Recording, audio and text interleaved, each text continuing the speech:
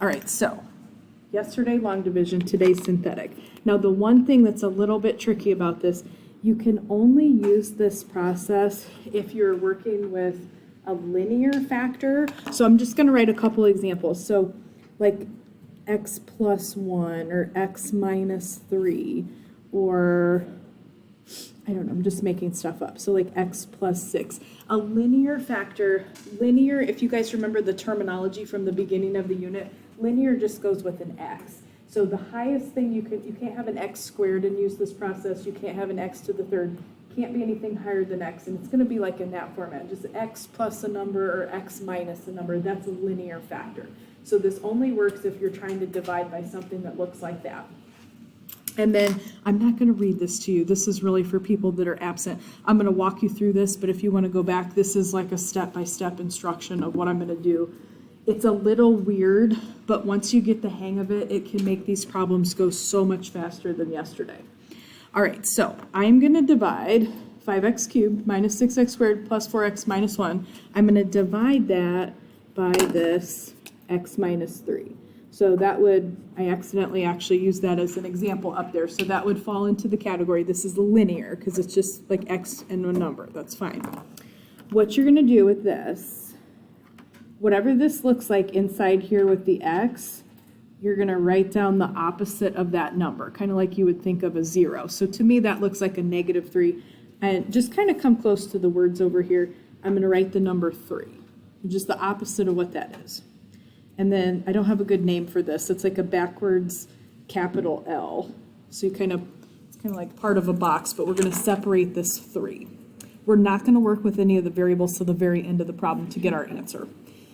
To do the rest of this, just right next to where I put that little backwards L, I'm going to write down the coefficients of the polynomial, and it has to be in standard form, which it is, and you have to have every power of x to do this. If you're missing a power of x, we have to put in a 0. That's not going to happen in this problem, though. So I'm just going to copy the coefficients. So I have 5x to the third, so I'm just going to write down the coefficient, which is the 5.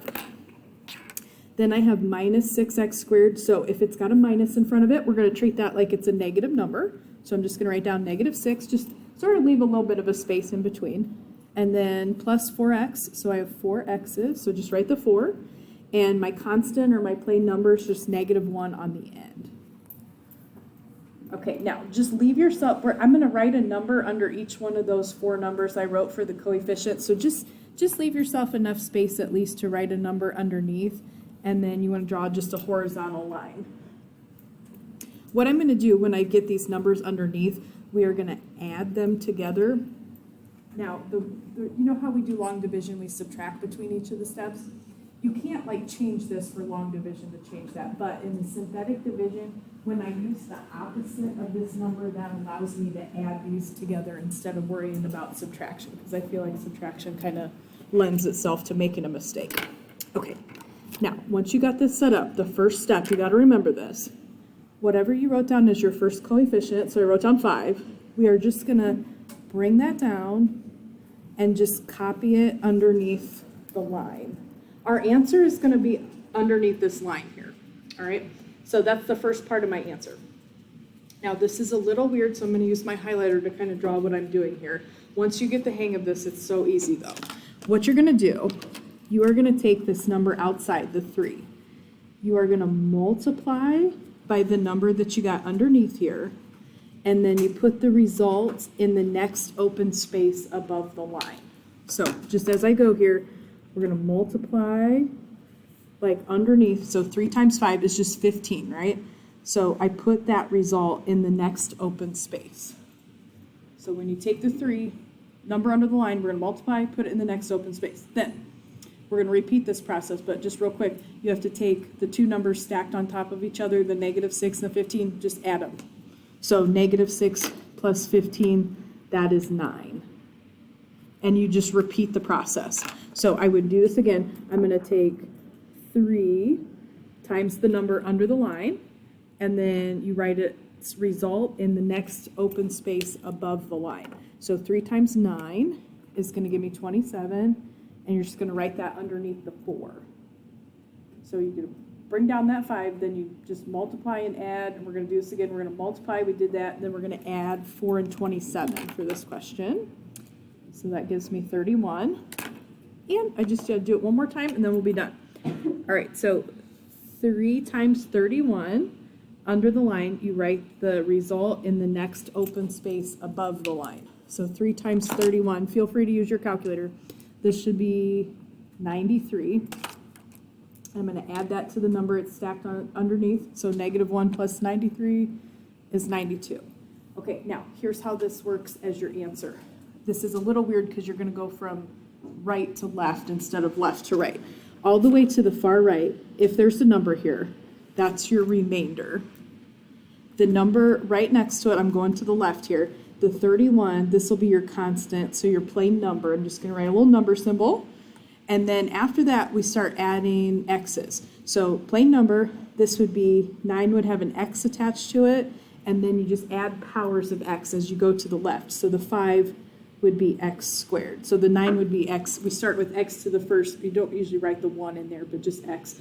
And then 5 would be an x squared. So my actual answer, so I'd have 5x squared plus 9x plus 31, and then the remainder here would be 92. So I know this is super weird, but it's a lot. If you can remember how to do this, this will be a lot quicker than writing out all those terms and all the variables with the long division. Now, any of these problems I'm going to do today, if you like the long division better, you don't have to do this. I'm just showing you if you want to use this. If you like the long division better, you could do that with any of the problems I'm doing today. I don't want to force you to do one method or the other. I have to show you both. But this can make it quicker if you can remember how to do it. Okay, so let me do one. I'm just going to walk through one more just with you guys, and then I'll have you guys try the one at the bottom of the page just kind of on your own, see if you can kind of understand, get the hang of this. So whatever you're dividing has to be a linear factor, just an x, so it is as x plus 1. You're going to change up whatever that looks like to you. To me, that looks like a plus 1. So I'm going to change this up to be -1, and that goes outside like a little backwards L. Okay, who could tell me, like, what would, I'm going to write the coefficients of this polynomial. It's in standard form. I don't have any missing powers of x. What would you write down? Just raise your hand and tell me, like, what would you write down for your coefficients? Yeah. 1, 4, 1, minus 6. Perfect. 1, 4, 1, and minus 6, or -6. All right, so I got 1x cubed, 4x squared, 1x, and -6. All right, all you got to do, just draw yourself a little line, and this is the part that people always forget. So whenever you set this up, what you're going to do is your first step, just bring down that very first coefficient, whatever it is. For this problem, it's 1, and you just write that under the line. So bring that down, and then you're just going to multiply and add as we go across. So I'll just use my highlighters with this one more time so you guys can see what I'm doing. That number behind that backwards L, you're going to multiply that by the number under the line and put the answer in the next open spot above the line. So I'm going to take -1 times 1 would be -1. And then once you got that there, you're just going to add the two numbers stacked on top of each other. So 4 minus 1 is 3. Then I'm going to repeat that process. So then I'm going to do -1 times the number below the line, put the answer in the next open spot above the line. So -1 times 3 is going to give me -3. And then just add the numbers stacked on top of each other. So 1 plus -3, -2. And then I have one last step. And then we can write our answer. So -1 times the number below the line is -2. -1 times -2 is +2. That goes in the next open spot when you do a negative times a negative. Don't forget that becomes positive. And the last thing to do is just add, sorry, that mouse is in the way there, the -6 and the 2. So this is -4. Now, whatever's on the very end to the far right, that's your remainder. Sometimes you won't have a remainder. We'll have a couple questions like that in a second. And then next to that, going to the left, this is your plain number, so just your constant. Then you say x, and then if you have more, like x squared. If I had another one, I'd put x cubed. If I had another, we would keep going to the left, we would add powers of x. So then my lovely answer here is to be x squared plus 3x minus 2. Remainder would be -4. Does anybody have a question? Okay, I'm just gonna be quiet. You guys try this last one. See if you could set this up and do this last one. I'll just do it up here so you can see. But you try it. See if this is making sense to you. Yeah, and feel free, if you want to use a calculator on any of this, please feel free.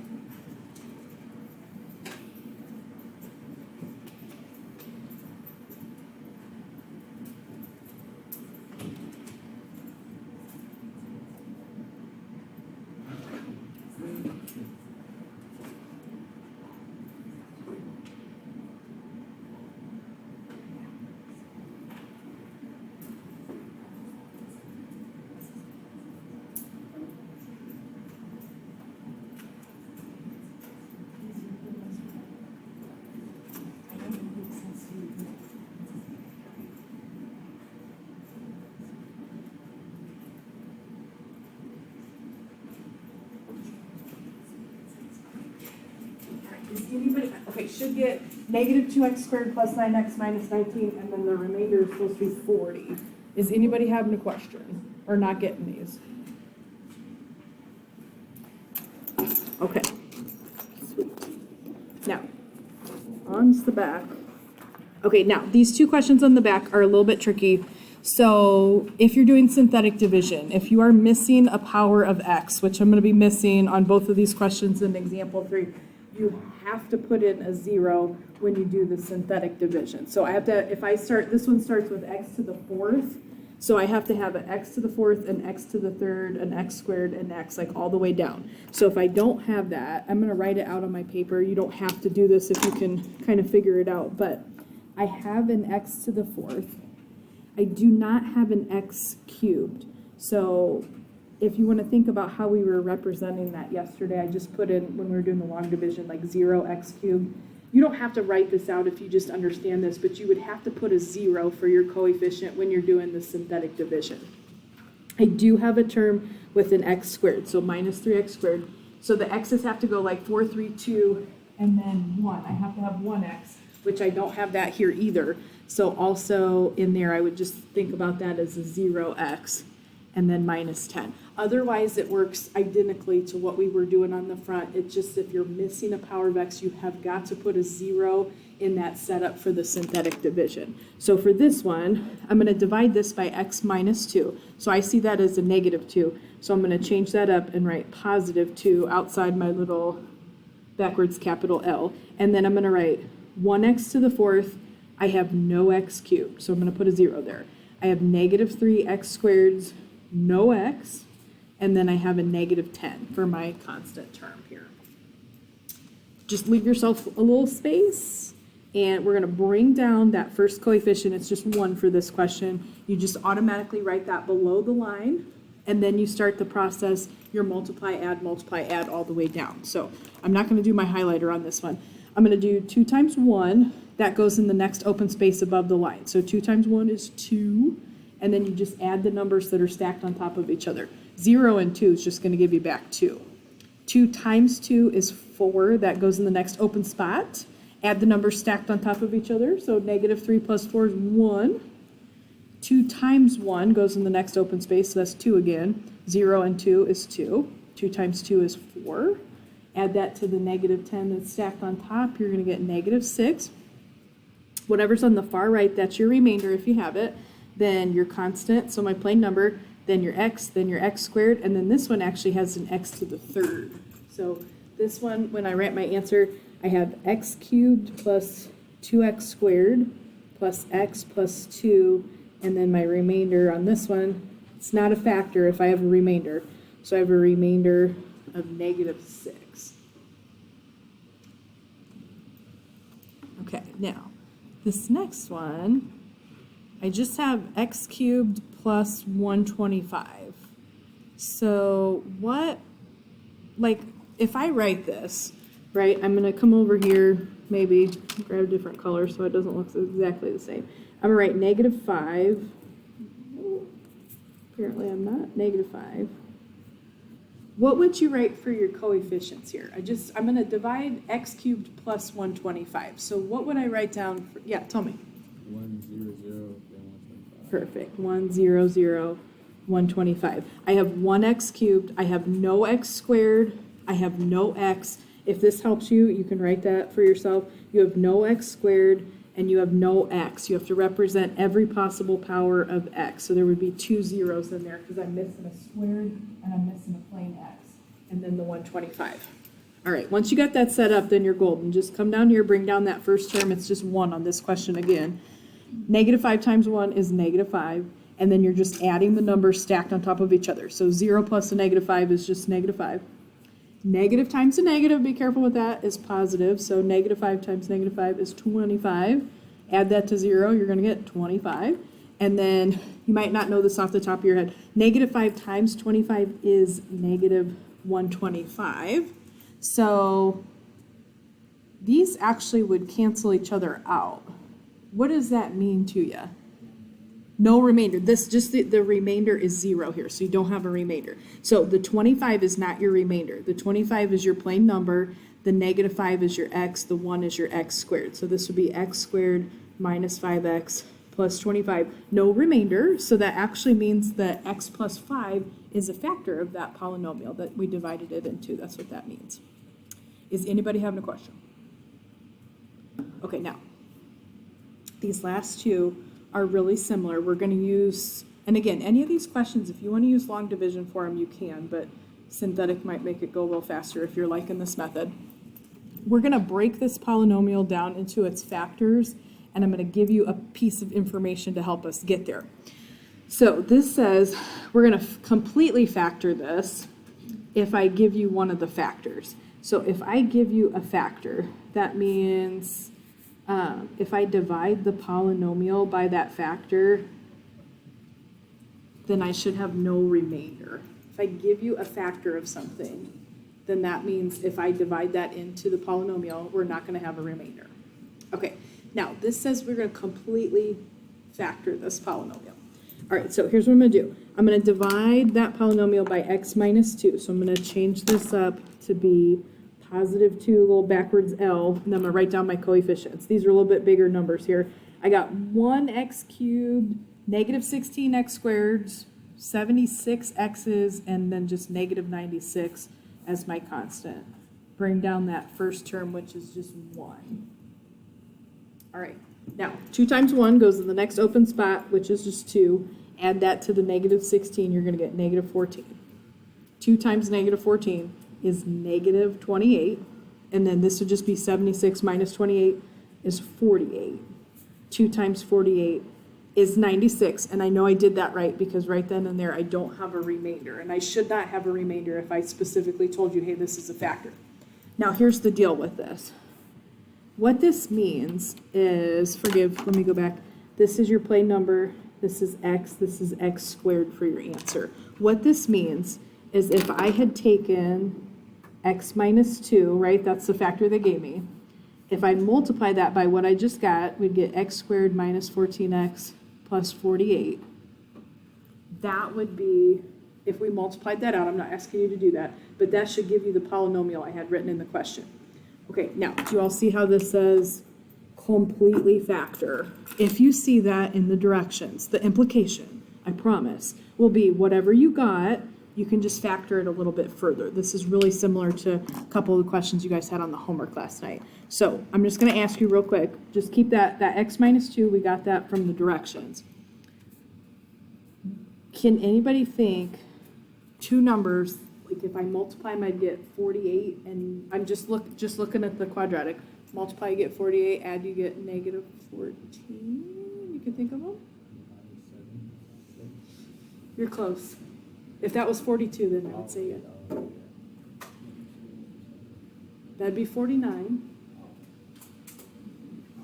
And they're nice numbers.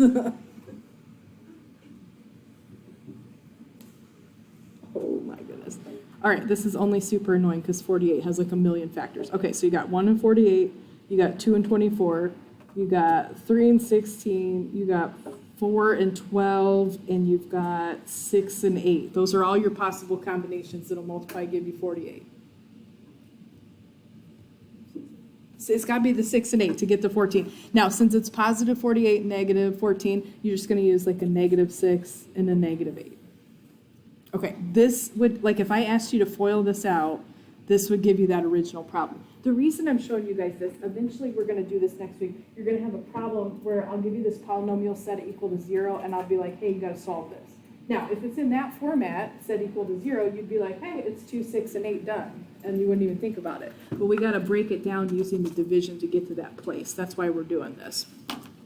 Okay, now, this is almost the same question, but the information under this is given to you in a different format. So I just want to see if you can make sense of this and pretend there should be another little parenthesis right there.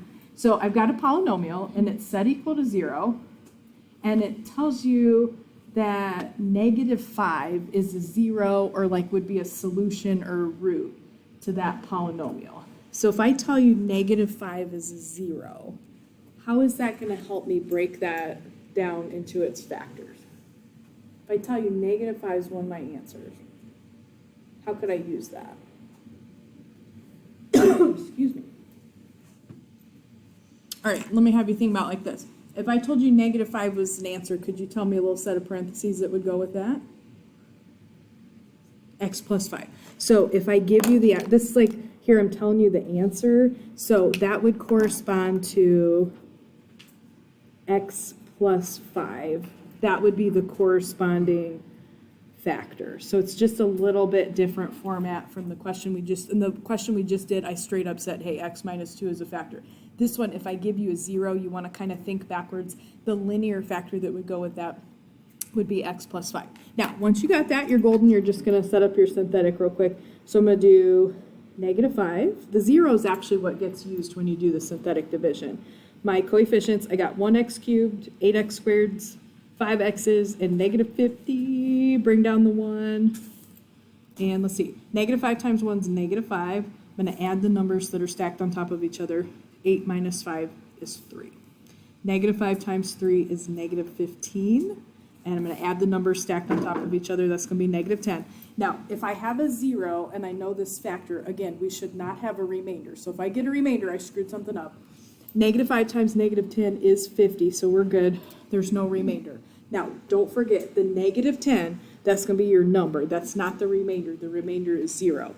3 would go with an x, and the 1 would go with an x squared. All right, so let me write this in factored form. We got the x plus 5 from the 0, and then our answer, I got x squared plus 3x minus 10. Okay, so I'm sort of factoring. I've got 2 of these factors. If it says completely factor it, it's trying to tell you that, hey, whatever you got can be factored a little bit further. So I got this last one.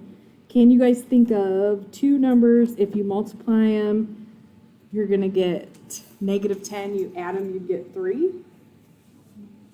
5 and negative 2. All right, so one of them's plus 5, one of them's minus 2. So 5 times negative 2 is negative 10. 5 plus 2, or 5 plus negative 2 is negative 3. Now, this is a little nitpicky, but I'm just going to go ahead and write it. 2 of the factors then ended up actually being the same. So like I've got 2x plus 5s. So remember, you can write that as x plus 5 and just square it. So you've got 2 of them, and then x minus 2. Now, I don't have to solve this. It just said put it in factored form. But if I did want to solve this, my 2 answers, we'd have negative 5. It would actually have a multiplicity of 2 because that's squared. And then my other answer would be 2. Is anybody having a question?